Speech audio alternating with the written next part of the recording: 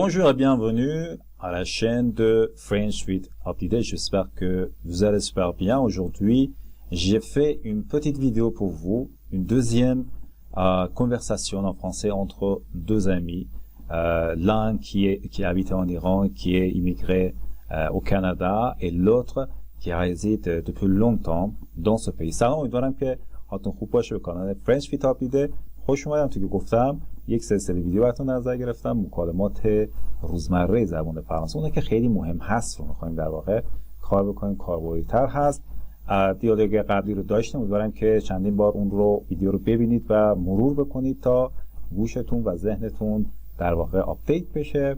و امروز ویدیو که براتون در نظر گرفتم در مورد ایمیگریشن هست.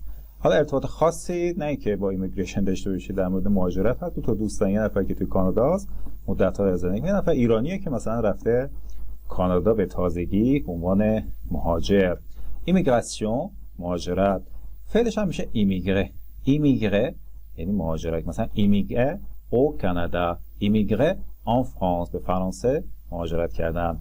اگه میخوایم از یکی بپرسیم که اهل کجایی، بچه کجایی یا از کجا اومدی، فرانسه میگیم دو ونوو. اون طرفی که مدت‌هاست اون کشور داره زندگی میکنه، به این شخصی که ایرانی هست میگه که شما از کجا میاد، اهل کجایید. دو ونوو یا قول فرانسوی ها دو ونوو. دو ونوو این تلفظ فرانسویش هست. از کجا میشه دو تا که در واقع حرف اضافه دو هست، بعد یک کلمه پرسشی او، جفتش شده یک کلمه پرسشی. دقت کنید وقتی شما فعل و فاعل رو جاشو هم عوض میکنید، یا همون انورسیون دو سوژه، میشه سوالی رسمی. خب شما خیلی به این تیپ سوال کردن نیاز دارید، هم توی آزمون ها، هم کلا به عنوان یک خارجی بهتره که کلا ما رسمی صحبت کنیم فعلا تا چندین سال راه بیافتیم، جا بیافتیم و سطح 3-1-3 بشه، رسمی صحبت بکنیم و توی آزمون ها هم شما رسمی بیشتر نیاز دارید. در هر حال دو ونوو، شما از کجا میایید یا در واقع اهل کجایید. مثلا شما میتونید بگید je viens d'Iran de Téhéran. مثلا نوشتم من از ایران میام، یعنی اهل ایرانم، از تهران میام. خب حرف اضافه ونیر اینجا دو هست، یعنی ونیر دو یعنی از جایی آمدن. je viens d'Iran de Téhéran، از شهر تهران. quand avez-vous emménagé ici، یعنی کی اسباب اساسیتون آوردید اینجا، یعنی کی اینجا نقل مکان کردید یا کی اینجا منتقل شدید. خب آمنژه، اگر شما خونه‌تون رو اسباب کشی بخواید بکنید، ترک بکنید، میشه دمنژه. اما وقتی جای جدید میرید، حالا منطقه جدید، محله جدید، شهر یا کشور جدید، میشه آمنژه. وقتی مستقر میشه تو جای جدید، آمنژه. اما اگه جایی که ترک میکنید، حالا من تو این آپارتمان هستم ترک کنم، اسباب کشی کنم، برم مثلا یه شهر یا کشور دیگه، میشه دمنژه. اما به محضی که اونجا مستقر شدم میشه آمنژه. پس quand avez-vous emménagé ici، خب یعنی که کی اومدید اینجا. دقت کنید زمان فعل پس کمپوزه است. پس کمپوزه یعنی ماضی نقدی در اصل، یعنی اینکه ماضی نقدی یعنی چی؟ مثلا میگم که من آمده ام، من غذا خورده ام، خب تو غذا خورده ای، این میشه ماضی نقلی. اما از اونجایی که ما دیگه تو زبان فرانسه پس سمپ یا گذشته ساده نداریم، یعنی کاربرد دیگه به اون صورت نداره دیگه، وظیفه گذشته ساده بر دوش همین پس کمپوزه. یعنی پس کمپوزه دو تا نقش داره، یکی همون ماضی نقدی خودش، یکم به جای گذشته ساده. یعنی من بین رفته هم و رفتم فرق است. رفتم ماضی نقدی، رفتم گذشته ساده. حالا اینجا میتونیم گذشته ساده ترجمه کنیم. quand avez-vous emménagé ici، کی به اینجا منتقل شد، کی اومدید اینجا. je suis venu ici، یعنی اومدم اینجا après avoir obtenu mon diplôme universitaire. خب همونطور که میدید فعلات زبان فرانسه پس کمپوزه شون در واقع با دو تا فعل کمکی ثبت میشه، avoir و être. خوشبختانه 95-6% فعلات زبان فرانسه با avoir ثبت میشه. اما یه سری فعل استثنا هستن، 40-50 تایی هستن که تقریبا با venir ثبت. یکی از اونها venir هست، یعنی شما فعل être رو که معنی بودن هست باید زمان حال صرف بکنید، بعد ریشه گذشته فعل اصلی. ریشه گذشته فعل اصلی که venir باشه میشه venu. je suis venu، یعنی من اومدم اینجا. après avoir obtenu، دقت کنید فعل obtenir یعنی اخذ کردن، به دست آوردن، گرفتن. اگه شما یک مدرک رو میخواید بگید گرفتید، از فعل prendre استفاده نکنید، فقط فعل obtenir یعنی به دست آوردن، اخذ کردن. خب بعد از اینکه مدرک دانشگاهیمو گرفتم یعنی چی؟ یعنی بعد از فارغ التحصیلی. بعد از فارغ التحصیل یعنی après avoir obtenu mon diplôme universitaire. دقت کنید après یک حرف اضافه است و بعد از کلیه حروف اضافه شما باید فعل وسط مصدر بیارید. حالا این مصدر میتونه مصدر حال باشه یا مصدر گذشته. مصدر گذشته یعنی چی؟ یعنی که شما اون فعل کمکیتون حالا یا avoir یا être، دو تا فعل کمکی بیشتر نمیدید فقط avoir و être. اگر حالا هر چی باشه avoir یا être باشه اون رو به صورت کامل میارید، مصدری آورده دیگه اینجا یعنی صرف نکنید.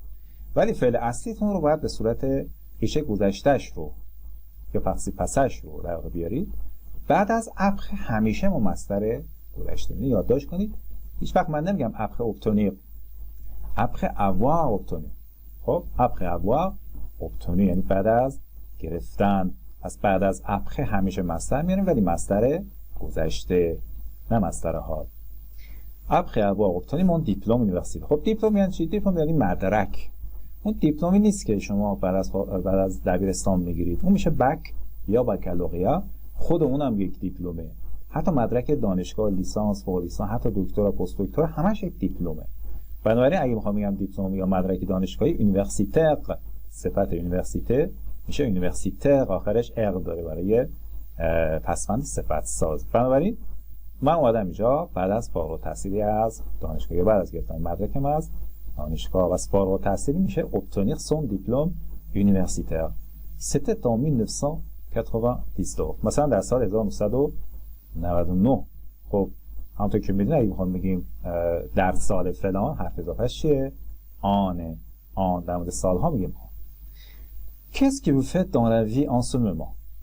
en ce moment رو به جای متنا گذاشتم. خیلی ساده است. میتونیم en ce moment استفاده کنیم. یعنی در این لحظه، الان که دارم باهات صحبت میکنم. خب الان در واقع شغلت چیه؟ چی کار میکنی؟ Qu'est-ce que یعنی چه چیز؟ همون what انگلیسی. Qu'est-ce que vous faites dans la vie؟ تو زندگی چی کار میکنی؟ همون یک اصطلاحه، یک اکسپرسیونه. اگه میخوایم ببینیم شغل شما چی هست، Qu'est-ce que vous faites dans la vie؟ تو زندگی چی کار میکنی؟ یعنی شغلتون چی هست در حال حاضر؟ Je travaille pour une société d'informatique.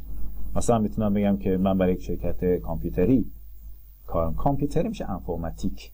که دو هم بذاریم حالت صفتی بهش میده. خب پس این سوسیته d'informatique شرکت کامپیوتری انفرماتیک برای این شرکت کار میکنم. Vous avez donc immigré au Canada. بنابراین به کانادا مهاجرت کرد. Vous avez donc immigré à به معنای مهاجرت کردن هست. C'est exact. بشه exactement یعنی دقیقا میتونیم c'est exact یعنی درسته دقیقا. Quelles sont les difficultés d'être un immigrant au Canada؟ مثلا میپرسه که مشکلات مهاجر بودن در کشور کانادا چیا هستن؟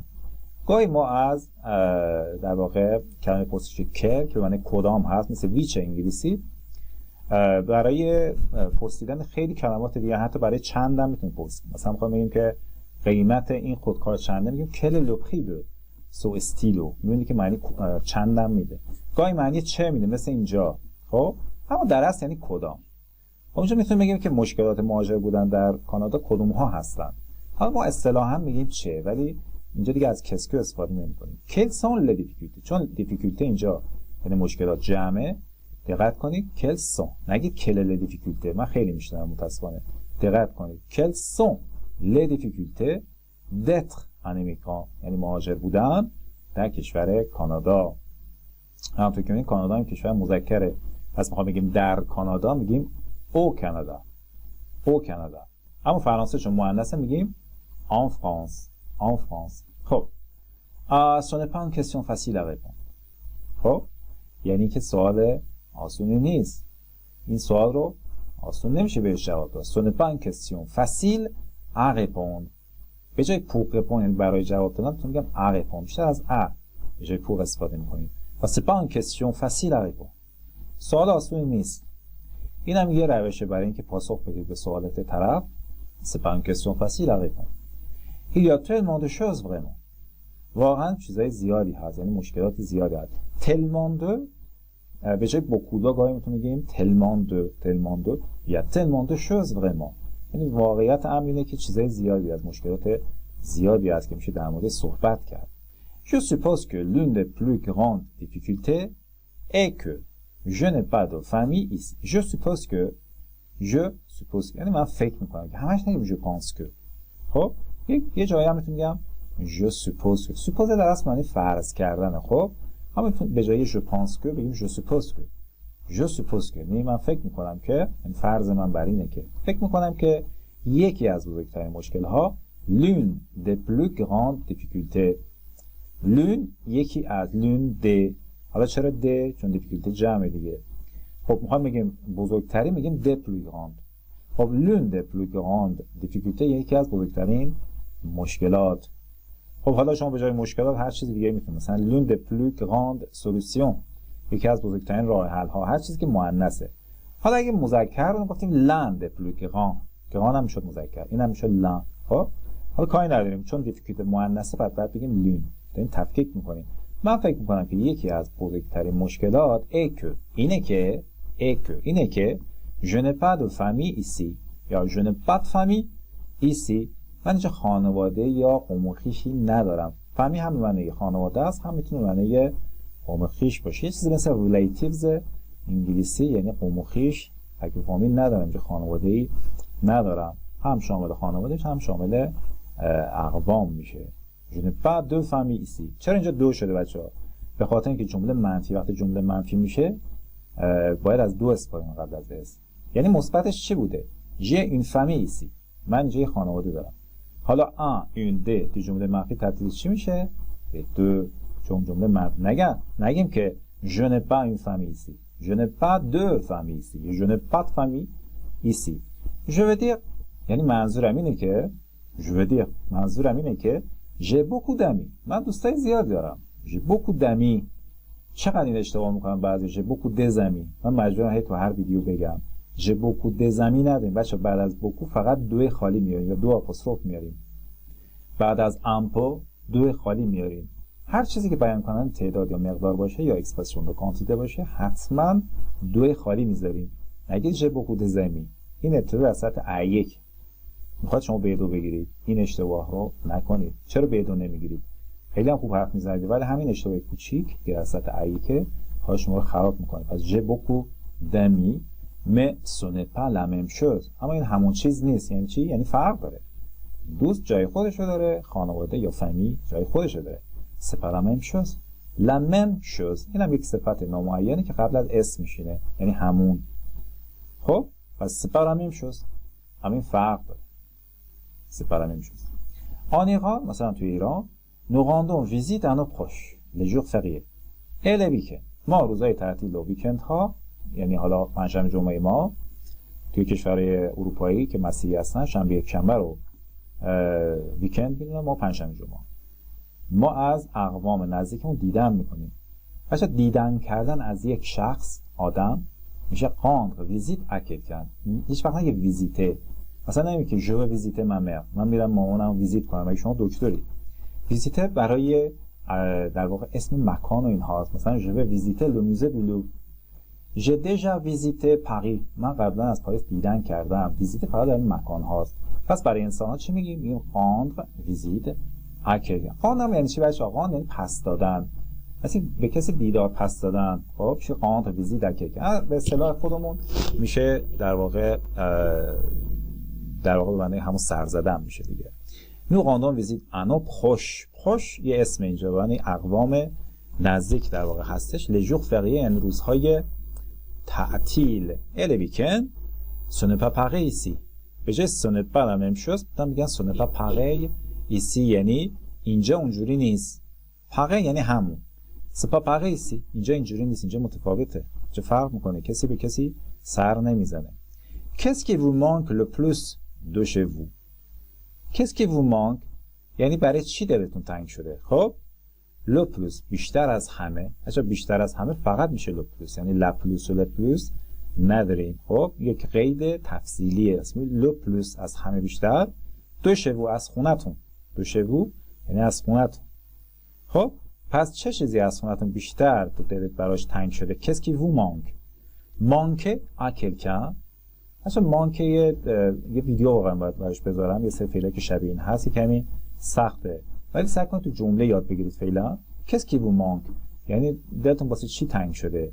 از همه بیشتر. Le plus از خونتون. de chez vous. C'est facile. خب ساده است.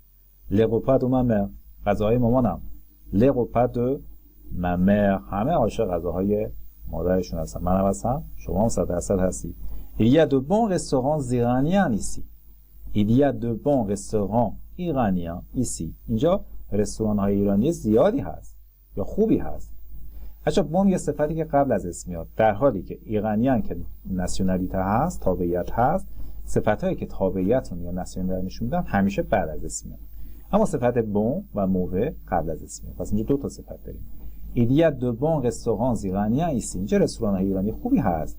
Mais ce n'est pas la même chose que la cuisine de ma mère. اما با آشپزی مادر من فرق میکنه. Ce n'est pas la même chose que یعنی فرق داره نسبت به چی؟ La cuisine de ma mère. بچه کوزین همش معنی آشپزخونه نیست، به معنی یه نوع آشپزی هست و حتی نوع غذا. مثلا میخوام بگیم که من از غذاهای چینی متنفرم، میگم je déteste la cuisine chinoise. خب پس کوزین به معنی زیاده، معنی آشپزی هم هست. خب اینم از در واقع دیالوگ امروز. امیدوارم که استفاده لازم رو ببرید. اگر آبونه نشدید، سابسکرایب نکردید، حتما سابسکرایب کنید. ویدیوها رو برای دوستای بیشتری بفرستید تا بتونن اونها هم استفاده بکنن. لایک، کامنت هم حتما لطفاً بگذارید، حتی که خوشتون نیومده بگذارید و دلیلش رو بگید که چرا خوشتون نیومده. خب و تا اینکه بتونیم کیفیت ویدیوها رو بالاتر ببریم. مرسی، je vous dis au revoir, à la prochaine fois.